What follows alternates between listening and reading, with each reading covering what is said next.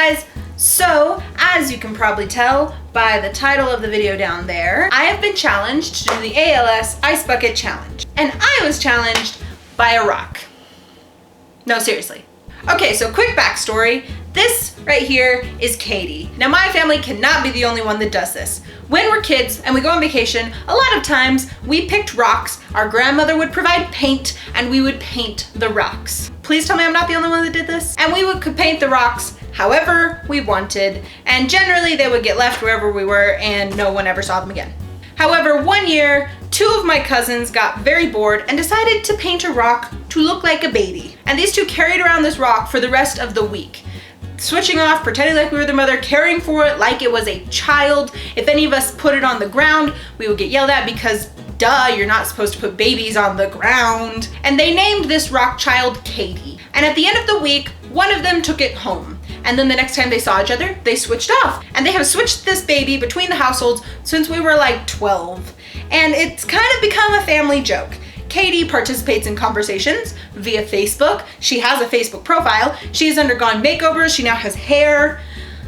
She's like kind of a member of the family, except not really, because we all know she's an inanimate object.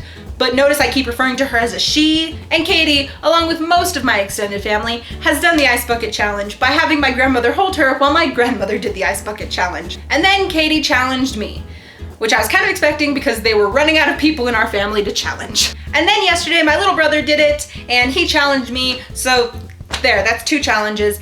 By the way, Broderick, kind of scary that you didn't flinch at all for that whole bucket. Okay, let's go. Are you recording? Okay.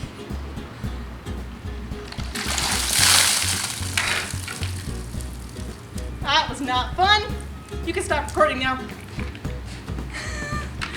Or keep recording, whatever you want to do. Okay. That was uncomfortable, and there was like half a bag of ice in there.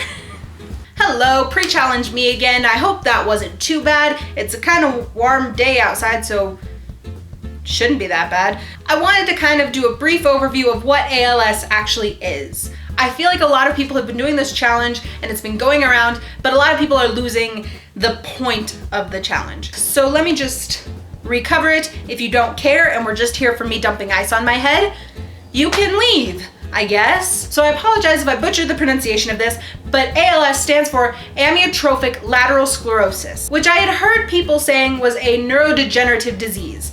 The problem is, I don't know what that means. So I went ahead and did a little bit of research. So on their website, it says, ALS, often referred to as Lou Gehrig's disease, is a progressive neurodegenerative disease that affects nerve cells in the brain and in the spinal cord.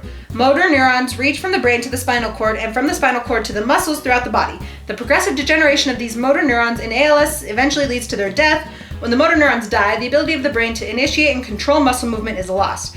With voluntary muscle action progressively affected, patients in the later stages of the disease may become totally paralyzed. So in a little bit more layman terms, the paths between the brain and the rest of your muscles in your body die, and the brain can no longer speak to the muscles, therefore voluntary movement is gone, which I can only imagine sucks. And actually, I couldn't find where the Ice Bucket Challenge originated as a form of bringing awareness to ALS, but I do know that it is helping a lot of people, it's raising a lot of money, and so in general, I'd call it a good thing. Well, thank you everyone for watching. I hope you found this video both entertaining and a little bit informative, and I will see you next time. Bye!